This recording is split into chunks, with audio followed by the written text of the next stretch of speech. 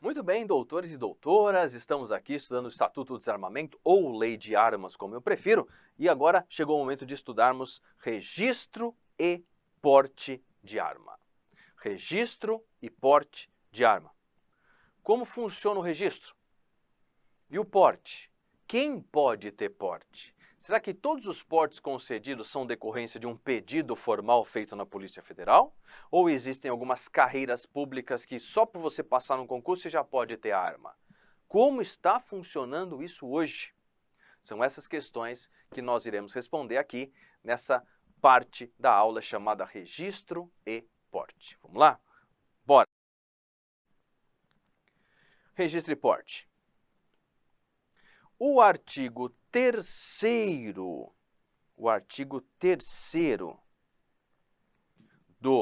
da Lei de Armas, o artigo 3º da Lei de Armas, nos apresenta o seguinte: é obrigatório o registro de arma de fogo no órgão competente.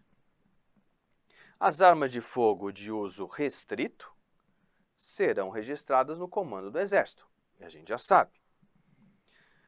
É obrigatório registrar arma de fogo no órgão público competente. Então a gente tem lá as armas de fogo de uso permitido no SINARME. As armas de fogo de uso proibido, restrito, no SIGMA. E aí a gente consegue atender às determinações públicas de registro. Por enquanto é só o registro, para falar de quem é cada arma, tá bom? Por enquanto é só o registro.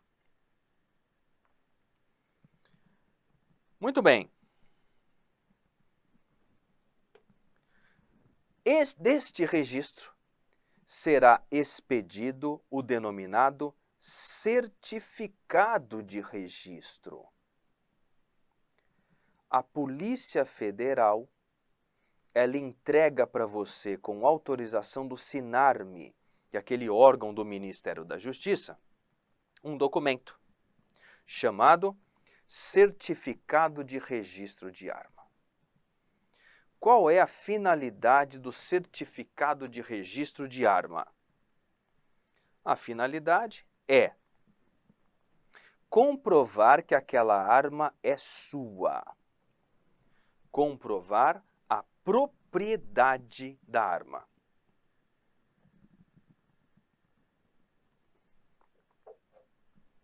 Graças ao certificado de registro, você pode ir até o local de venda da arma, já com esse certificado na mão, e deslocar-se até a sua casa ou trabalho e guardar essa arma lá, tá bom? Então, se você tem o certificado de registro, você já pode ter a posse. Posse, diz aqui o 5º caput, autoriza o titular a manter, a arma de fogo, autoriza o titular a manter a arma de fogo, exclusivamente no interior da sua residência ou domicílio. Você sabe que domicílio é um conceito civil mais amplo que permite que seja o escritório de trabalho, tá bom? Então tá lá. Ainda nesse contexto, desde que seja o proprietário ou o responsável legal pelo estabelecimento ou pela empresa. Então, isso é um cuidado adicional que nós temos, em relação a ter essa arma guardada. Por quê? Não é simplesmente você consegue o certificado de registro e você vai trabalhar no escritório de outra pessoa armado. Não. Ah, mas eu não vou ficar andando pela cidade. Eu tenho minha gaveta, eu tenho a minha chave e eu coloco a minha arma lá no meu local de trabalho. Por quê? Se o chefe encher muito o saco, eu dou uns pipocos. Não, para. Que isso, né? Então, você não pode, se a empresa não for sua, guardar a sua arminha lá. Agora, se você é o CEO, se você é o dono da bagaça, a empresa é sua, aí você pode guardar no local de trabalho. Tá bom? Combinado? Muito bem. Vamos para uma informação importante. O Sinarme autoriza a aquisição de arma de fogo. Pode comprar. Então, o Sinarme faz isso. Ao passo que é a Polícia Federal que te entrega a carteirinha, o certificado de registro da arma de fogo. Então, tem uma autorização e o certificado. Olha, o Sinarme já autorizou, já deu ok. Vamos aguardar o certificado da Polícia Federal. Porque com os dois em mãos, aí eu posso ir lá comprar a arma que já está no meu nome, aguardando a documentação para ser levado para casa. Muito bem. A aquisição de uma arma de fogo, fora dos critérios legais, caracteriza o crime do artigo 14. Então, a primeira menção de crime da aula, porte ilegal de arma de fogo de uso permitido. Então, o artigo 14, se você comprar uma arma e sair andando por aí, você pratica o crime de porte de arma de fogo de uso permitido. Muito bem. A validade do registro da arma é de, no máximo, 3 anos. Já vi questão perguntando isso, hein? A validade do registro dessa arma no teu nome é de 3 anos. Não existe mais o que tínhamos, que todo mundo gostava, que era o registro vitalício. Uma vez se a arma é minha, vai ser sempre minha. Se eu vender, a gente vai na PF e faz a transição. Não. Hoje em dia, de 3 em 3 anos, você precisa renovar o registro. Para quê? Porque eles cobrem a taxa, pô. Lógico, né? Então tá lá 1 barão por ano de cada arma. Imagina quanto a PF não ganha nessa história. Então, cada 3 anos, você tem de renovar o registro. Não renovou, você entra na ilegalidade e passa a ser um criminoso em potencial, porque o seu crime permanente está sendo consumado a cada segundo do relógio. Tá? Então a documentação precisa ser tratada com muita seriedade, pois é essa burocracia que separa gente de bem de criminoso. Percebe que um detalhe formal esqueci virou criminoso. Tá? Cuidado. Requisitos cumulativos para conseguir o registro. Quero uma arma, professor. O que eu preciso? Vamos lá. O que você precisa é o seguinte. Primeiro, no mínimo ter 25 anos de idade. Então você tem que ter um mínimo de maturidade que eles desenham aí, que nos apresenta a idade de 25 anos. Maravilha. O que mais? B. Declarar a efetiva necessidade, apresentando os fatos e as razões do pedido. Aqui nós vamos conversar. Tem novidade. E eu acho que vai cair isso aqui, ó. Não o que está escrito, o que está por trás disso. Antes, você precisava chegar e falar, de acordo com o caput do artigo 4º do Estatuto do Desarmamento, eu preciso comprovar que eu preciso de uma arma. Não é qualquer um que chega lá e fala, dá minhas armas aí, tenho dinheiro para comprar. Não. Você realmente precisa? Me prova que você precisa. Normalmente, o que o povo fazia? Eu tenho meus desafetos, eu tive problemas comerciais, eu fui ameaçado de morte, está aqui o boletim de ocorrência e a prova da ameaça. A coisa já está tramitando, minha vida está em risco. Por quê? Porque eu enfrentei a polícia, fui na corregedoria e me juraram de morte. Sei lá, cara. Você precisava mostrar um motivo concreto de risco iminente de morte para declarar esta necessidade concreta da arma. Hoje, com a portaria do governo, está escrito o seguinte: basta ser brasileiro e você já precisa de arma. Basta morar no Brasil e você já precisa de arma. Então a comprovação concreta da necessidade caiu. Você fala assim, eu moro nessa selva chamada Brasil, em que o povo dá tiro em bala perdida e bang bang, fuzil e aquela coisa todo o dia todo. Preciso de arma porque eu moro na selva. É isso que agora passa a valer por nova regulamentação federal. Então não precisa mais esmiuçar a necessidade. Você fala assim, eu moro aqui, acabou, a letra B está preenchida, tá bom? Olha como facilitou. Isso aqui que dá mais trabalho. Agora deu uma fragilizada aí, uma abertura de porteira, tá muito mais tranquilo preencher aqui o requisito da letra B, tá bom? Letra C. Comprovar idoneidade. Você é uma pessoa decente. Que mais? A inexistência de inquérito ou processo judicial contra você. Então não pode ter um inquérito nem um processo judicial com você, e a gente busca isso mediante certidões negativas de antecedentes criminais. Minha vida é uma lisura, eu sou uma pessoa de bem, nunca fiz nada de errado, não tem inquérito contra mim, não tem processo contra mim, nunca fiz nada de errado. Mas eu quero proteger minha família. Moro em casa, tenho medo que pulem um muro, já judiaram dos familiares ali do bairro do lado, tá? E eu tenho mais de 25 anos de idade. Por enquanto a arma é tua. Tranquilo. Que mais? Você precisa estar empregado e ter endereço certo. Até porque eles têm que saber onde que vai estar a tua arma, tá bom? Por enquanto eu estou dentro, professor. Qual que é o E? E. Comprovar capacidade técnica. Eu sei atirar. E aptidão psicológica. Não sou um doido que vai metralhar o cinema. Para o manuseio da arma de fogo. Observação. A pessoa que já está autorizada a portar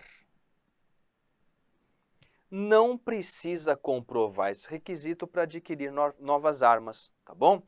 Porque conseguir o porte é mais difícil que conseguir aí a posse. Muito bem, esses são os requisitos e perguntam para você, precisa de todos? Lógico, cumulativos para a obtenção do registro de uma arma de fogo de uso permitido. Muito bem. Aquisições e regras. Aquisição de munição somente poderá ser feita, ó que interessante, no calibre da arma que está registrada no seu nome e numa quantidade razoável, de acordo com regulamentos do Estatuto do Desarmamento. Então, imagina, você conseguiu uma 22, que parece um chaveiro, né? A bala é tão fininha que perfura as veias e mata de um jeito que você nem acredita. Você nem sente a bagaça entrando nas pernas quando você vê que está morto. Tá? Então, a 22zinha, bonitinha.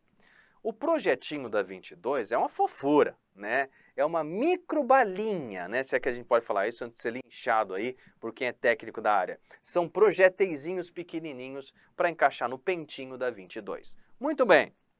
Agora imagina que você tem registrado no seu nome esse chaveirinho armado. E aí você chega lá e fala, eu quero calibre 12, aqueles cartuchão ali de cano cerrado. O cara vira para você e fala, você tá louco, meu irmão? Você tá errando de calibre. A tua arma registrada no seu nome só permite que você adquira munição pro calibre 22 e nas quantidades do decreto, do regulamento. Nem perca seu tempo, tá? Nem perca seu tempo estudando as quantidades por calibre. Isso é uma besteira. Isso pode mudar amanhã. É uma tabela impossível de ser decorada. Mesma coisa se você querer decorar a portaria 344 da Anvisa, falar quais são as substâncias entorpecentes no Brasil. Você vai estar 600 páginas de nome médico de substância. Então é uma besteira. Quando chega nesse nível de detalhamento, deixa para o lado, tá bom? Então, muito bem, saiba que existe uma limitação de quantidade e você só pode comprar munição para a arma que está registrada no seu nome. Faz sentido, claro. Vamos lá. Efetivada a venda,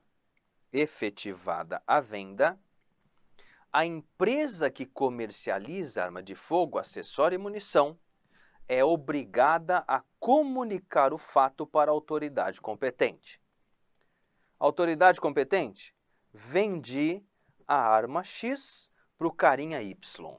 Então eles são obrigados a fazer esse esclarecimento para manter o mais detalhado possível o banco de dados das armas vendidas e principalmente dos compradores. Muito bem, comercialização de arma de fogo, acessório e munição entre pessoas físicas, o A vendeu para o B, também precisa de autorização do Sinarme. Então, ninguém leva isso a sério, gente. Imagina que você conseguiu comprar certinho um revólver. Então você está lá com o seu 38 da Taurus rezando para a bagaça funcionar. Então você está lá com o seu Taurus guardadinho. Muito bem, aí chega o seu vizinho e fala, nossa, queria tanto uma arma, estou me sentindo tão inseguro nesse tempo, né? E você fala, eu preciso de uma grana. Então faz o seguinte, eu vendo essa para você, e aí depois eu compro outra, já consigo uma, consigo outra, tá? Então você vende para o cara. Pergunta, a hora que você vai vender a arma para o cara, você pede autorização para o Sinarme, vocês dois vão lá e preenchem toda a documentação? Porcaria nenhuma. O cara chega e fala assim, saca aí 5 garopa, me dá quinhentão e leva a bagaça para você, tá? Só não esquece, vamos fazer um contratinho de gaveta? Para quê? Porque o dia que essa arma matar alguém, vão vir aqui para mim que está no meu nome. Fala, não, não é mais minha, eu vendi para o Zé, tá aqui o contrato registrado em cartório, tá bom? Isso aí vale para alguma coisa? Para fins penais pode lhe de responsabilidade, mas o cara fez isso de maneira ilegal e tem crime de comércio ilegal de arma. Então tem que ficar bem esperto aí ao fazer essa transição de pessoa física para pessoa física. Lembrando, Sinarme, posso vender para esse cara? Pode, pronto, cara, você vai ganhar dinheiro do mesmo jeito, tá? E você tomou cuidado com a burocracia e não entrou na ilegalidade. Muito bem. Porte agora. Portar é levar a sua arminha de um lugar para o outro. É andar pela cidade com o berro na cinta, né? É se sentir o xerifão andando com a bagaça para cima e para baixo. Então, isso é portar. Como funciona o porte no Brasil? Será que ele é permitido? O que eu preciso para conseguir andar de casa até o trabalho, do trabalho até a balada, da balada até o hotel onde eu vou viajar no interior, onde eu vou almoçar com meus amigos, no almoço corporativo da empresa? O que eu preciso para andar com a minha arma o tempo todo? Você precisa do porte. Vamos ver como ele funciona na lei? Vamos lá? Porte. O porte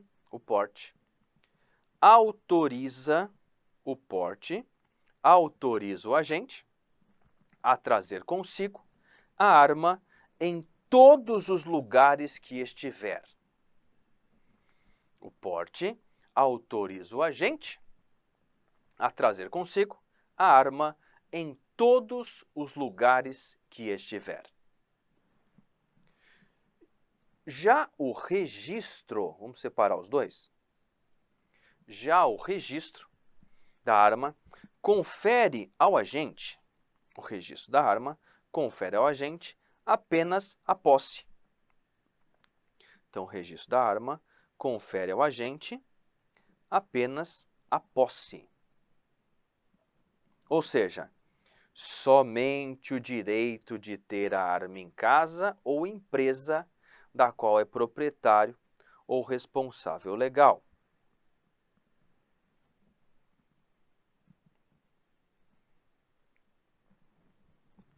Em outras palavras, a posse autoriza manter a arma intramuros. Posse intramuros. Por sua vez, o porte autoriza o agente a manter a arma extramuros, ou seja, fora da residência ou do local de trabalho. Muito bem. Em regra, a autorização para porte de arma de fogo de uso permitido, vamos começar a cravar sempre isso, tá bom? A autorização para portar uma arma de fogo de uso permitido, e agora estamos falando de porte, em todo o território nacional, é atribuição da Polícia Federal.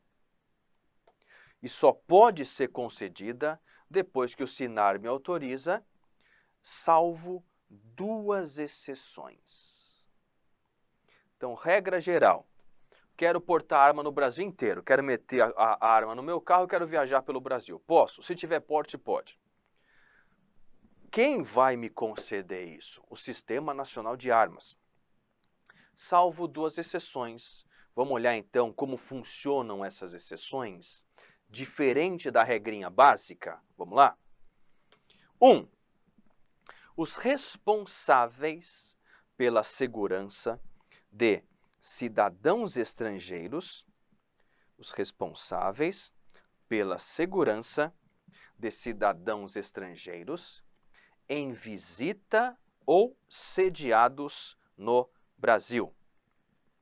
Em visita ou sediados no Brasil. Esses estrangeiros em visita ou sediados no Brasil, por exemplo, segurança de um cantor estrangeiro.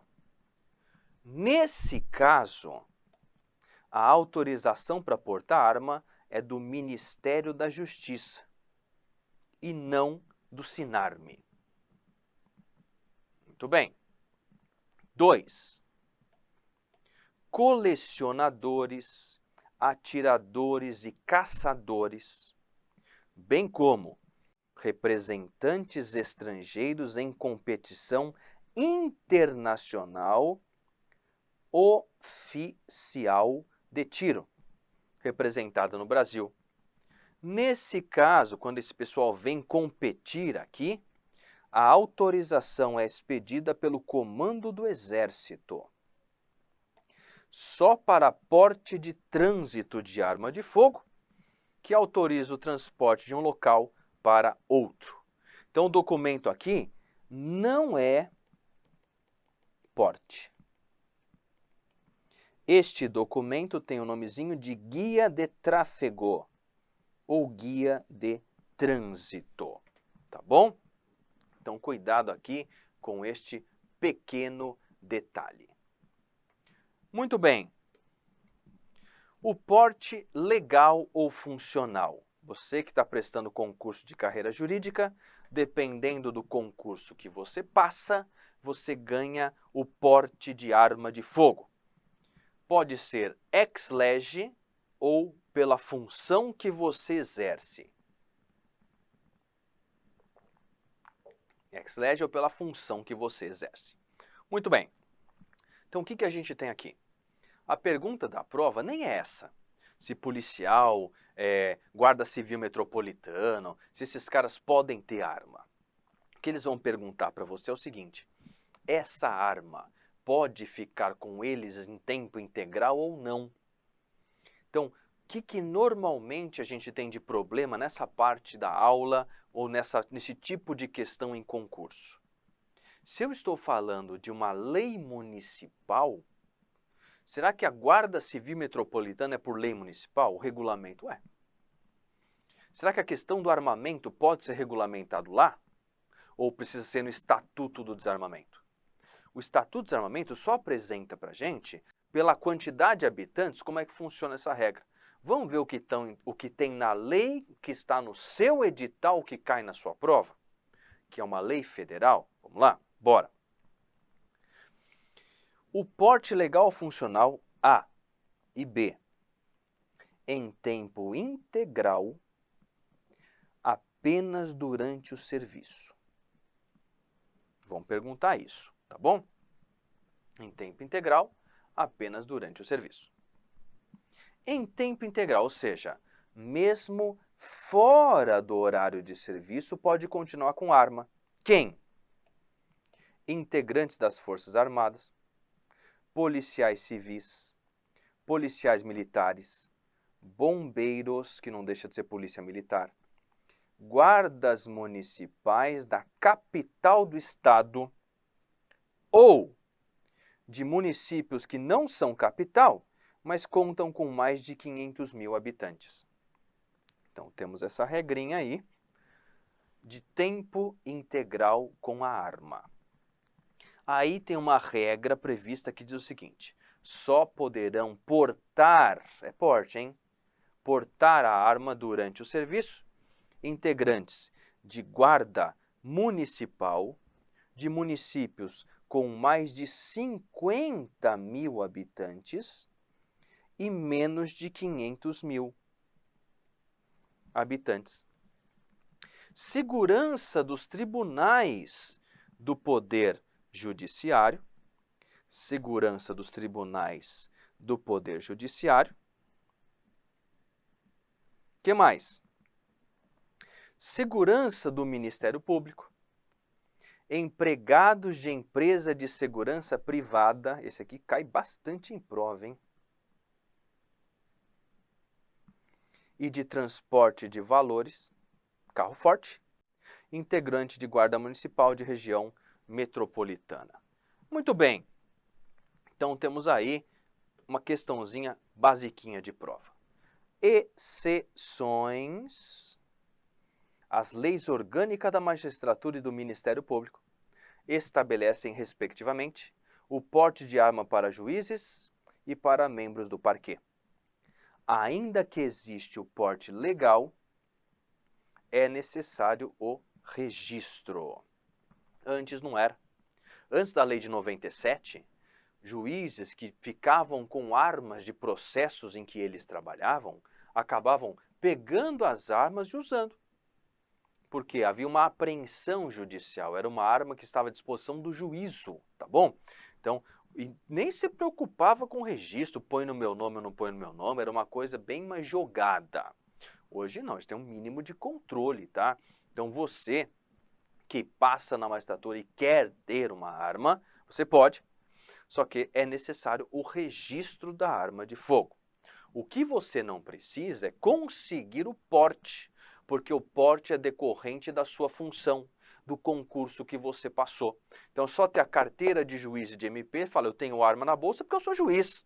Acabou, tá? Desde que você tenha o registro, tá bom? Muito bem. Vamos lá agora. De acordo com o artigo 6º do Estatuto do Desarmamento, de acordo com o artigo 6º do Desarmamento, é proibido o porte de arma de fogo, é proibido o porte de arma de fogo. Que mais? E é proibido também, é proibido o porte de arma de fogo e também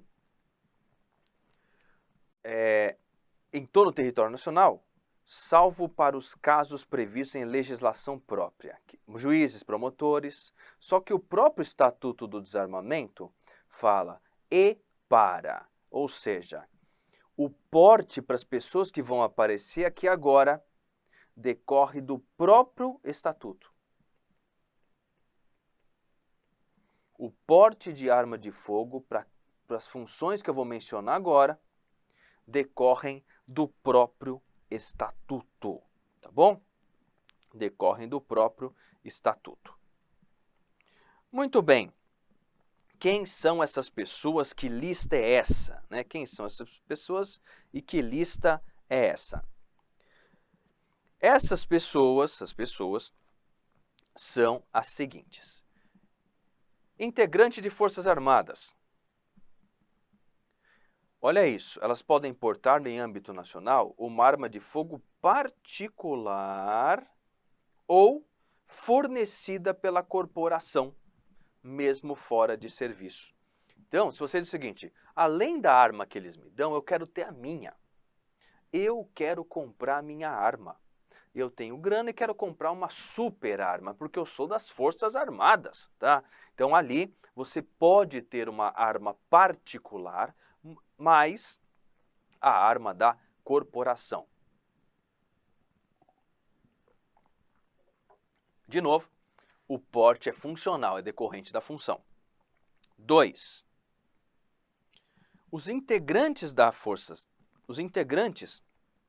Polícia Federal, Polícia Rodoviária Federal, Polícia Ferroviária Federal,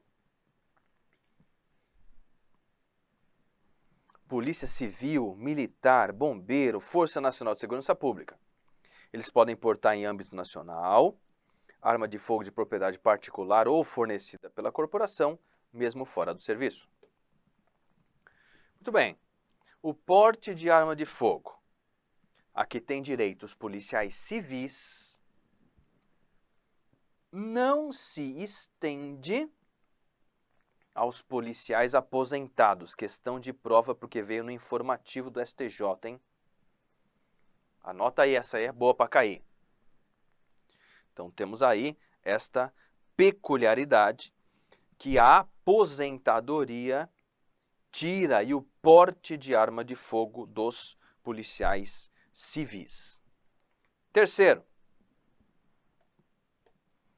integrante de guardas municipais de municípios com mais de 500 mil habitantes ou capital podem portar arma de fogo, mesmo fora de serviço.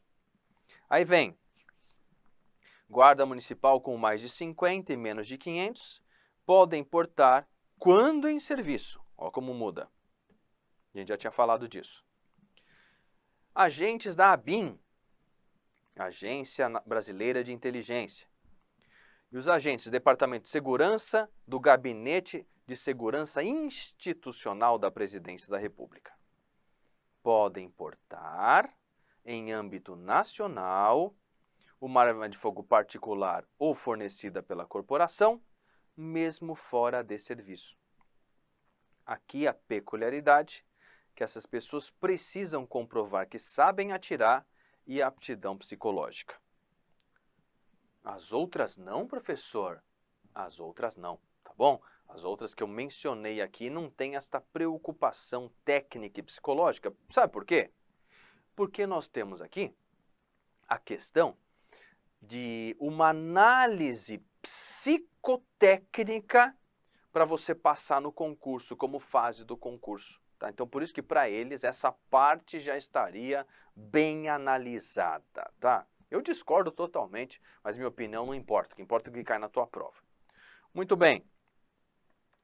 Os integrantes da Polícia do Senado Federal, os integrantes da Polícia do Senado Federal e a Polícia da Câmara dos Deputados. Então, nós temos aí o que a gente chama Polícia Legislativa, né? Que a Polícia do Senado tem concurso, e Polícia da Câmara dos Deputados. Perceba que nós estamos falando do Congresso Nacional, que fica em Brasília. Congresso Nacional, né? Que fica em Brasília. Muito bem.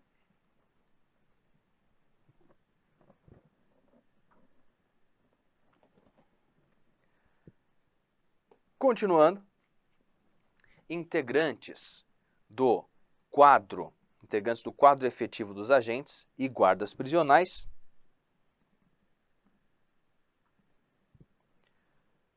os integrantes das escoltas de presos e as guardas portuárias. De novo, capacidade técnica e aptidão psicológica. Empresa de segurança privada, guarda essa aqui, ó. Empresa de segurança privada e de transporte de valores constituídas,